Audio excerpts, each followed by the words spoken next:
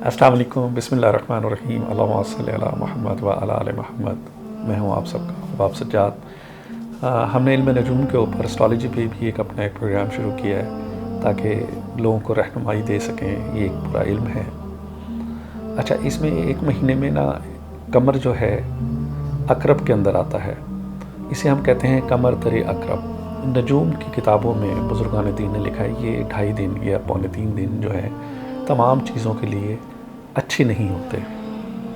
مثلا کہ اگر اس میں یہ چیزیں سفر نہ کیا جائے، نیا کپڑا نہ خریدا جائے، نیا کپڑا نہ پہنا جائے، مشین نہ خریدی جائے، جو بھی کوئی کام جس میں خیر و برکت والا ہو وہ اس دن نہ کیا جائے تو بہتر ہے، ورنہ جن کو نہیں پتہ ساری دنیا کر رہی ہے، ہو رہا ہے۔ کچھ لوگ اس کو اچھا سمجھتے ہیں یا برا سمجھتے ہیں، پر یہ علم ہے، میں تو علمی طور پہ رہنمائی دے رہا ہوں، آپ کو علمی طور پہ بات کر رہا ہوں۔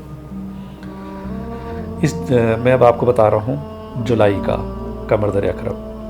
یہ شروع ہو رہا ہے 8 تاریخ کو، 8 جولائی کو صبح قمر در عقرب، مثلا قمر جو ہے برج عقرب میں چلا جائے گا 10:15 پہ۔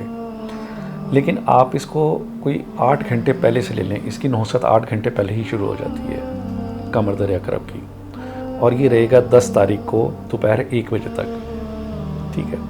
اچھا، اب اس میں یہ ہے کہ جیسے کہ ماشاءاللہ مسلم امہ جو ہے جانور خریدنے کے لیے جائے گی، کچھ لوگ خود اپنے ہاتھ سے ذبح کرنے کی کوشش کرتے ہیں۔ اس میں اندیشہ یہ ہے کہ جانور بپھر نہ جائے، آپ کو چوٹ نہ لگ جائے، ٹھیک ہے، آپ گاڑی سے سلپ نہ ہو جائیں، آپ کا جانور سلپ نہ ہو جائے، اتنا مہنگا جو آپ نے اتنی محنت سے خریدا اللہ کی راہ میں۔